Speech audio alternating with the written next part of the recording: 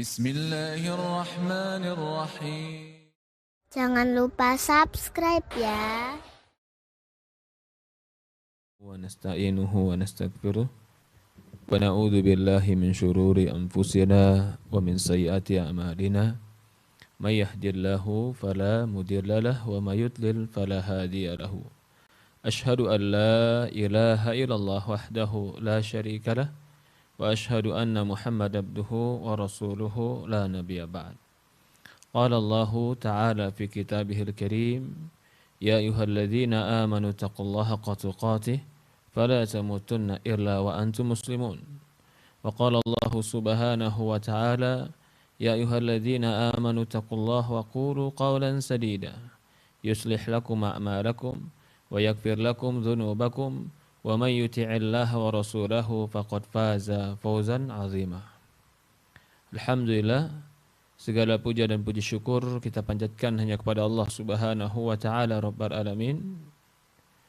Serta salawat dan salam selalu kita curahkan kepada baginda Nabi kita Muhammadin sallallahu alaihi wa ala alihi wa sahbihi wasallam, kepada keluarganya, kepada para sahabatnya, juga orang-orang yang mengikuti dan mencintainya ila yaumil qiyamah.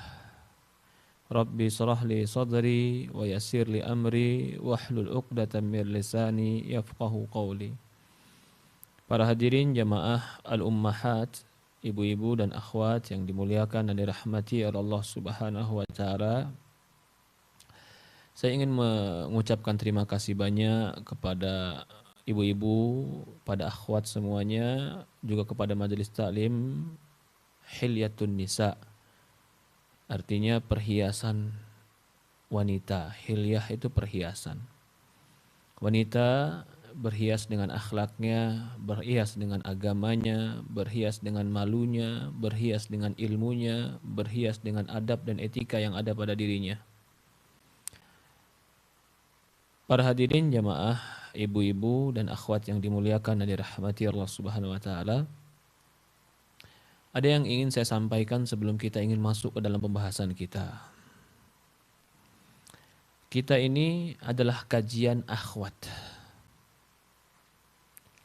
Akan memberikan ilmu, bimbingan, arahan kepada akhwat, perempuan, ibu-ibu, dan juga saudari-saudari.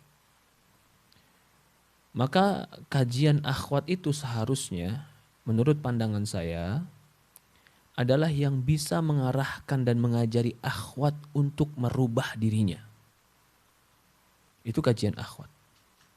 Kajian keluarga adalah kajian yang ketika seorang wanita hadir dalam kajian tersebut, dia merasa dia harus memperbaiki dirinya. Itu kajian akhwat, itu kajian keluarga. Tetapi jika ada akhwat atau ibu atau saudari ikut kajian, begitu setelah ikut kajian, malah ilmu yang didapat itu menjadi menunjuk dan menyalahkan suami. Itu berarti salah kaprah dalam kajian. Kamu belajar agama bukan untuk kau pulang lalu kau tunjuk suamimu kau salah. Tidak seperti poin yang disebutkan oleh Ustadz. Sehingga suaminya dihakimi dengan ilmu yang dia dapat dari Ustadz. Ada dua faktor kesalahan. Tapi yang paling umum adalah kesalahan si akhwat dalam memahami taklim, pelajaran. Sehingga ketika dia salah memahaminya, yang dia tangkap adalah semua ini rumah tangga saya tidak ideal gara-gara suami. Gak sunnah, gak begini, gak begitu, gak seperti Rasulullah. Sehingga begitu pulang ke rumah bukan bertambah cinta kepada keluarga, malah bertambah layu, merasa salah pilih pasangan. Saya rasa ini bukan tujuan taklim kita. Maka jangan pernah seorang ummahat kalau di dalam kajian saya khususnya merasa bahwasannya Ustadz saya pengen angin segar supaya akhwatnya diberikan, kita itu benar, kita itu pasti baik, yang salah itu laki-laki. Tidak. Di dalam kajian saya insya Allah saya tidak menyalahkan wanita, saya tidak memojokkan wanita, tetapi saya inginkan adalah mari kita belajar agama. Sehingga kita pulang, kita dapat ilmu sampai rumah, bukan suami yang kita tunjuk salah, tapi kita yang merasa bahwasannya saya butuh perbaikan diri. Itu tujuan kajian akhwat. Itu tujuan sebenarnya kajian keluarga. Bukan tujuan kajian keluarga begitu setelah kajian dia pulang malah menganggap keluarga dia nggak ideal. Malah menganggap yang keluarga dia yang salah itu pasangannya. Karena pasangannya nggak seperti Rasulullah. Nah, ini faktor pertama adalah faktor si penerima ilmu yang salah tujuan. Faktor kedua mungkin salah materi. Kajian akhwat, tapi menyebutkan suami ideal. Salah materi, kajian akhwat suami ideal. Lalu setelah menyebutkan kriteria-kriteria suami ideal, si istri-istri yang sudah punya suami yang gak sesuai kriteria ideal tadi gimana perasaannya? Oh berarti suami saya gak ideal, harus diganti. Nah ini tujuan kajiannya mengeratkan rumah tangga atau meretakkan rumah tangga? Jadi pahamilah, kajian kita membimbing agar para ummahat menjadikan rumah tangganya rumah tangga yang baik. Menjadikan dia istri yang baik, yang dia bisa bersikap terhadap suaminya dan memperbaiki rumah tangganya. Bukan menjadi dia begitu taklim malah menganggap rumah tangganya adalah rumah tangga yang jelek, bukan. Kalau seandainya ada kekurangan, jangan tunjuk pasangan kita terhadap kekurangan itu, tunjuk diri kita dulu, saya yang kurang. Kalau seandainya ada kurang idealis dalam rumah tangga, jangan tunjuk orang dan jangan salahkan orang dulu sehingga kita merasa diri kita paling benar. Tapi katakanlah, saya yang belum sempurna. Maka itu, kalau ada orang bilang, Ustadz enggak, rumah tangga saya begitu karena suami saya begini, begitu. Ini salahkan suami. Saya mau tanya, siapa yang memilih dia menjadi suamimu? Kamu? Kau setujui itu ketika ayahmu menawarkannya? Ketika kau memilihnya, lalu kau salahkan dia, kau caci dia, kau maki dia, kau bangkang dia, kau hinakan dia. Sementara konsekuensi dari pilihanmu, kau memilih dia. Benarkah perbuatanmu itu? Kalau kau sudah pilih dia, kau katakan dia, maka ambil konsekuensi yang ada. Dia gak baik Ustadz, perbaiki. Dia gak soleh Ustadz, ajari. Dia begini dan begitu Ustadz, sabar. Itu konsekuensinya. Maka dari itu para ummahat dan akhwat yang dimuliakan dan dirahmati Allah Subhanahu wa taala, kajian akhwat dan ummahat adalah kajian membimbing agar kalian menjadi wanita yang lebih baik dan dicintai oleh suami kalian. Kajian ummahat adalah kajian yang membimbing agar rumah tangga kalian baik sehingga lahir dari rahim kalian anak-anak saleh dan salehah. Kajian yang baik, kajian ummahat itu bukan menjadikan seorang ummahat malas ngurus rumah tangganya. Malas ngurus suaminya. Karena menganggap suami saya tidak ideal. Sama ketika ada orang habis nonton drama Korea. Ketika dia nonton drama Korea, yang dia lihat dalam drama Korea itu, seorang laki-laki yang romantis, yang lembut, yang baik, yang gak ada cacatnya. Tenggelam dia dalam film itu, terhanyut dia, terenyuh hatinya, tiba-tiba filmnya habis. Waktu selesai. Dan hatinya masih terenyuh. Masih terbawa dengan emosi film tadi. Begitu pulang ke rumah, lihat suami gak seperti yang di film. Apa yang terjadi? Malas ngurus suami, malas taat suami, mulai bawa 1000 dalih, 1000 alasan untuk tidak patuh pada suami. Ya karena udah malas duluan. Sehingga mencari 1000 pembenaran untuk membenarkan malas dan bangkangnya dia. Padahal faktornya satu, cara berpikir dia telah salah. Kau telah mengambilnya menjadi suami, maka kau komitmenlah terhadap apa yang telah pernah kau ambil keputusan dalam hidupmu. Jaga, perbaiki, dan minta tolong kepada Allah Subhanahu wa taala. Ini yang harusnya disadari, dipahami oleh seorang wanita. Jadi semakin banyak ngaji, bukan semakin malah pulang minta cerai sama suami. Ustadz, tapi suami saya begini dan begitu begini. Saya tidak mengharamkan cerai. Saya tidak mengatakan perempuan harus terus mempertahankan perjuangan pernikahannya walaupun dia terzalimi, tidak.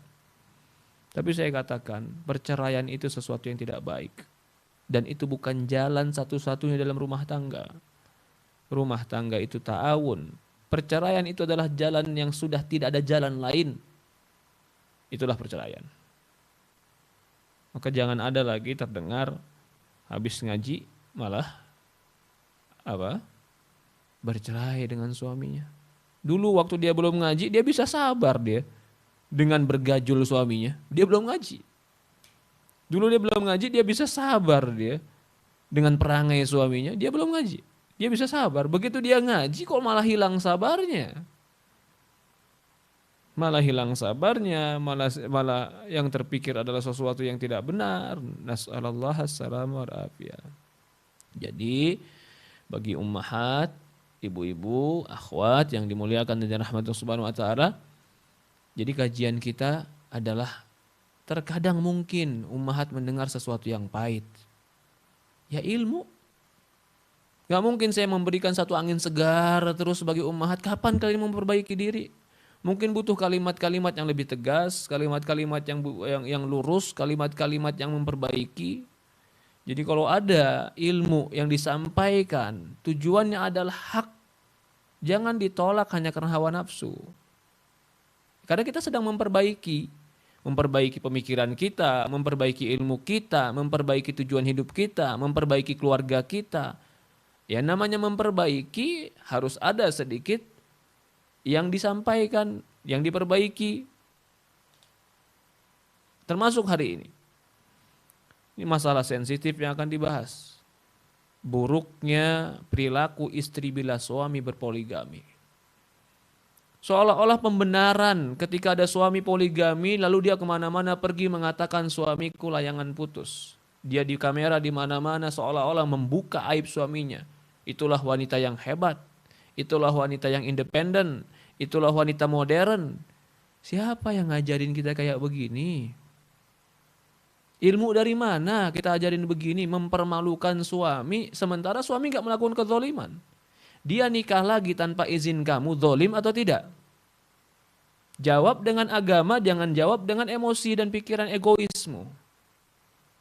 Kalau dia gak zalim sama kamu, lalu kamu tebarkan aibnya kemana-mana, ceritakan aibnya kemana-mana, plus ditambah dengan cerita-cerita agar orang tersentuh dengan dusta sehingga orang-orang pun tersentuh dan teriuh. Akhirnya jadi cerita novel. Supaya orang cuma tersentuh dan teriuh. Harga diri suamimu kau robek-robek. Dia gak zalim sama kamu, tapi kau yang zalim kepada dia saat ini. Kalau memang itu terjadi pada dirimu. Kau yang zalim pada dia saat ini. Karena dia tidak mengambil hakmu. Dia berpoligami tidak mengambil hakmu. Allah mengizinkan, Rasulullah mengizinkan, Islam mengizinkan. Bahkan pemerintah mengizinkan kalau memang itu disesuai dengan ketentuan-ketentuan pemerintah. Gak ada pelanggaran hukum di situ. Yang melanggar hukum itu adalah menggibahi orang, menceritakan kejelekan orang lain, memfitnah orang lain, menambah bumbu-bumbu dengan orang mengatakan dia penzina, menambah bumbu-bumbu dengan mengatakan dia telah melakukan ini dan itu yang haram, haramun haram. Gak boleh seperti itu. Tapi apa kenyataannya sekarang? Terbalik. Yang zalim seolah-olah tertolong karena dia terzalimi, tersakiti. Yang berada di atas kebenaran seolah-olah kejahatan. Allahumma arinal haqqa haqqa warzuqna tiba'ah. Wa arinal batila batil warzuqna tinabah. Doa sama Allah, ya Allah tunjukkan padaku yang hak itu hak sehingga aku bisa mengikuti yang hak. Tunjukkan kepadaku yang batil itu batil sehingga aku menjauhi yang batil. Sekarang enggak, yang batil sudah tersamarkan, yang hak sudah dikotori. Kita enggak mengatakan orang tertentu. Mungkin orang tertentu saya enggak tahu ceritanya benar apa salah, bagaimana pastinya enggak tertentu. Tapi saya ingin membuat sebuah pemisalan. Gak berhak seorang wanita membongkar aib suaminya gara-gara suaminya hanya sekedar nikah lagi. Gak boleh. Bahkan Sekarang, suaminya menikah lagi. Kita sudah katakan tadi, Allah mengizinkan atau tidak? Mengizinkan. Rasulullah mengizinkan atau tidak? Mengizinkan dan melakukan. Agama mengizinkan atau tidak? Mengizinkan dan membolehkan. Pemerintah mengizinkan atau tidak? Mengizinkan dengan catatan-catatan yang dipenuhi. Siapa bilang pemerintah kita tidak mengizinkan? Pemerintah kita mengizinkan. Di pengadilan mengizinkan. Selama catatan-catatan terpenuhi. Kalau semua sudah terizinkan sesuai dengan syariat, lalu si laki-laki melakukan yang sesuai syariat tadi. Perhatikan ini. Tiba-tiba si perempuan meminta, lepaskan aku, ceraikan aku, tinggalkan aku. Pertanyaannya, bolehkah itu dilakukan oleh seorang wanita? Ketika seorang suami melakukan haknya, lalu si istri mengatakan, lepaskan dan ceraikan aku. Ini sama seperti orang yang hadis Rasulullah mengatakan, barang siapa yang meminta kepada suaminya tolak min ghairi ba'sin. Barang siapa yang meminta kepada suaminya talak tanpa alasan yang dibenarkan oleh syariat, dia tidak akan mencium wanginya surga. Kalau sekedar suami poligami lalu si istri minta cerai, itu secara syariat tidak dibenarkan. Karena syariat membenarkan seorang poligami. Tetapi ketika si suami zalim dalam poligami, lalu si istri meminta cerai, ini poin kedua, poin yang berbeda. Bedakan poin ini. Si suami meminta poligami, dia adil sesuai dengan syariat Islam. Si istri meminta cerai. Kita khawatir dia masuk ke dalam hadis tadi. Barang siapa meminta cerai min ghairi ba'sin, tanpa alasan yang dibenarkan. Apa alasannya? Apakah ada alasan syariat yang membolehkan? Tidak. Maka haram bagi dia wangi surga. Tapi kalau si suami poligami, lalu dia tidak sesuai syariat, zalim, si istri minta cerai karena ada kezoliman. Nah, kezoliman ini apa batasannya? Apakah perasaan dia? Apakah sangkaan dia? Belum tentu. Ataukah cemburu dia? Tidak. Yang dikatakan kezoliman itu jika tidak sesuai dengan syariat. Bagi malamnya nggak benar, bagi kemampuannya nggak benar, itu tidak sesuai syariat. Si istri minta cerai, mungkin di situ ada sisi diperbolehkan, karena ada yang terzolimi karena tidak sesuai syariat. Ya, jadi poligami itu syariat Islam. Kalau kita bahas di sini, apa faedahnya poligami, Ustadz? Sebenarnya banyak sekali faedah poligami. Banyak sekali faedah poligami. Salah satu argumen yang terkuat yang mengatakan faedah poligami itu banyak karena hampir semua nabi poligami. Nabi Musa berpoligami, Nabi Ibrahim berpoligami, Nabi Muhammad berpoligami. Hampir semua nabi berpoligami. Kalau seandainya itu buruk, tidak mungkin orang-orang baik melakukannya. Kalau seandainya itu kejahatan, tidak mungkin para nabi melakukan kejahatan. Itu kan nabi, Ustadz. Kita kan bukan nabi. Nabi datang untuk dicontoh. Kecuali nabi bilang ini khusus untuk aku. Adakah dalil di Quran yang menunjukkan poligami itu khusus untuk nabi? Adanya adalah dalil 10 wanita itu khusus untuk nabi. Adapun untuk umatnya hanya 4. Ada dalil pembatasan itu. Tapi mengatakan poligami hanya untuk nabi, zaman sekarang udah gak ada. Ini adalah cara-cara orang yang sudah halus tapi ingin menolak syariat. Oh, saya nggak nolak syariat kok, nabi itu poligami benar, dia karena nabi. Tapi menurut saya zaman sekarang udah nggak usah. Kenapa? Nggak relevan. Kenapa? Nggak ada orang seperti nabi. Sekarang juga bukan zaman nabi. Jadi syariat poligami sekarang tuh nggak syariat. Ini perkataan ini hampir terkontaminasi dengan perkataan orang liberalis yang mengatakan bahwasannya syariat Islam zaman sekarang sudah tidak dibutuhkan. Kalau dia enggak, poligami zaman sekarang sudah enggak bisa dipraktekkan. Seolah-olah syariat itu udah enggak ada. Zaman ini enggak pantas.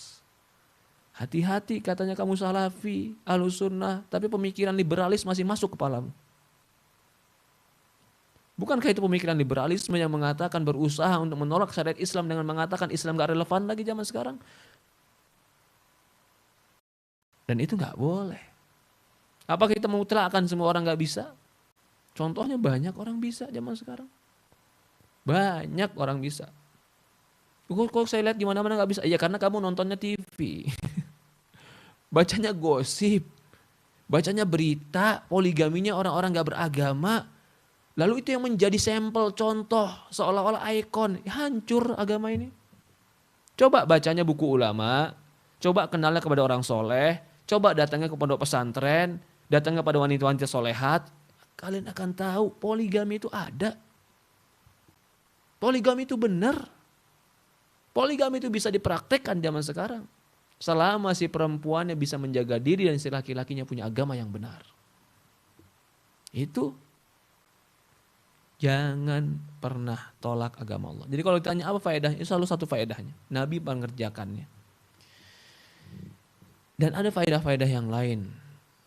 Salah satu faedahnya adalah, tahukah engkau, terkadang, ini pernah saya baca dari sebuah tulisan ya, seorang wanita ketika suaminya berpoligami, dia mendoakan semoga abang tambah cinta kepada saya. Itu wanita cerdas. Itu wanita cerdas dan bukan wanita bodoh. Kenapa? Karena dia paham untuk masuk ke dalam hati laki-laki adalah laki-laki itu disentuh hatinya.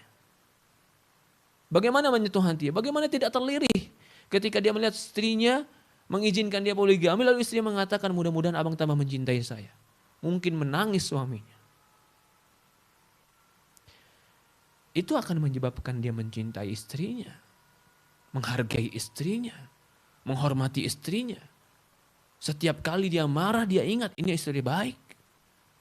Ini istri yang harus saya jaga.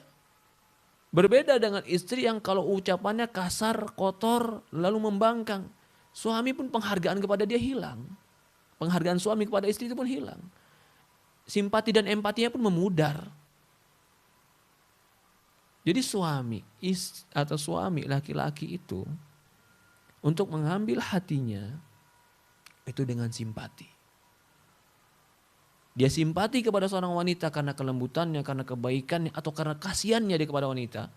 Atau mungkin karena hatinya sudah tersentuh dengan wanita tadi, dia akan mencintainya.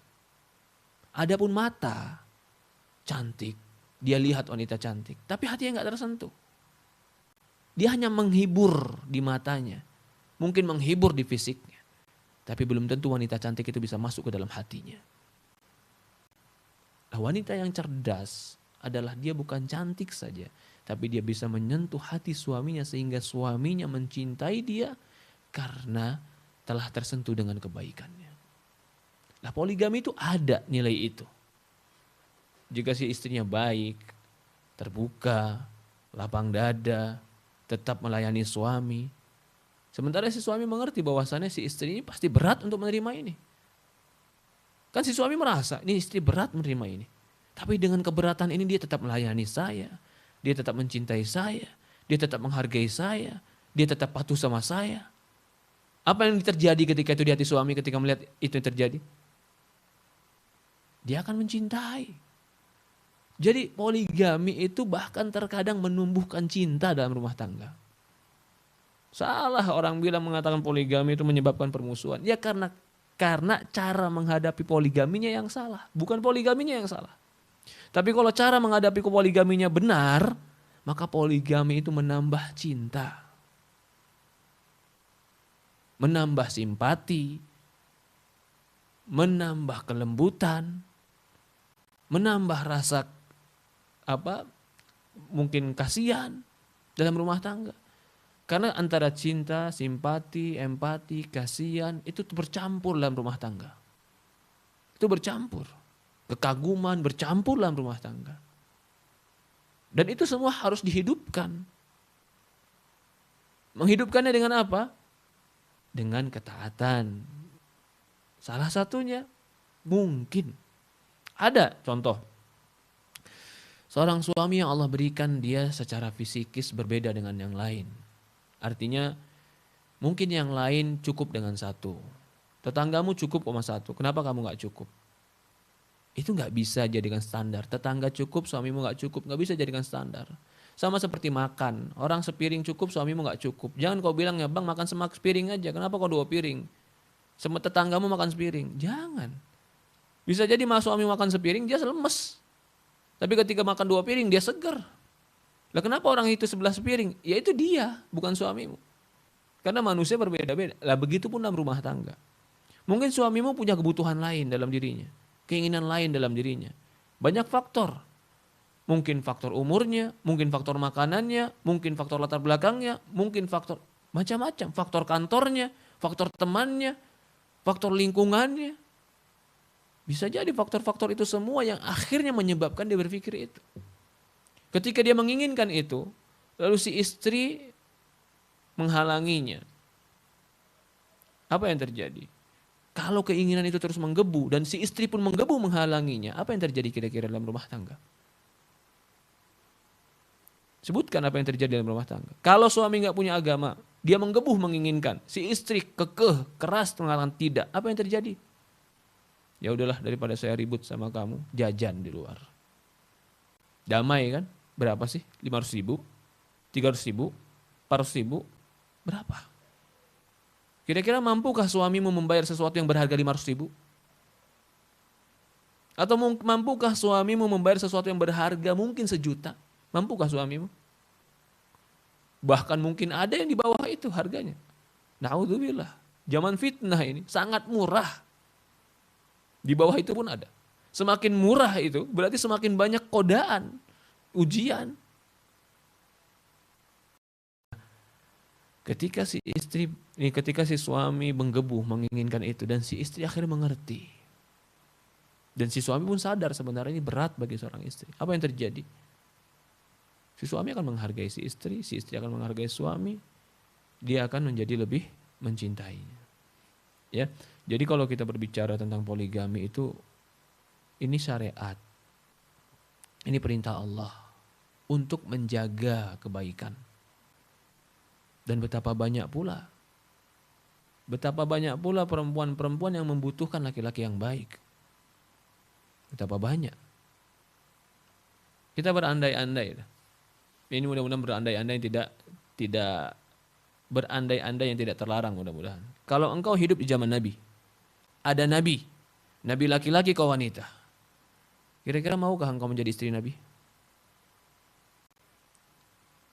Kalau seandainya Nabi hanya dibatasi istrinya 1, apa yang terjadi? Betapa banyak wanita-wanita yang pengen menjadi dididik oleh dia, dibimbing oleh dia, ingin punya anak dari keturunan dia, sehingga anak-anaknya pun terdidik dengan agamanya. Betapa banyak wanita yang butuhkan itu. Apalagi wanita-wanita yang berpikir tentang rumah tangga yang lebih jauh. Dia ingin kepada laki-laki lain, bukan dia ingin merebut, bukan. Tapi dia ingin saya punya keturunan yang bisa dijaga oleh dia. Mungkin kalau hanya tampang atau harta, mungkin dia bisa cari laki-laki yang lain. Tapi banyak juga atau ada juga wanita yang mereka membutuhkan pertolongan dalam agama mereka. Kalau seandainya semua wanita mengatakan kamu 1 hanya punya saya 1. Sementara di akhir zaman akan banyak wanita-wanita yang lebih banyak pada laki-laki. Apa yang terjadi di alam ini?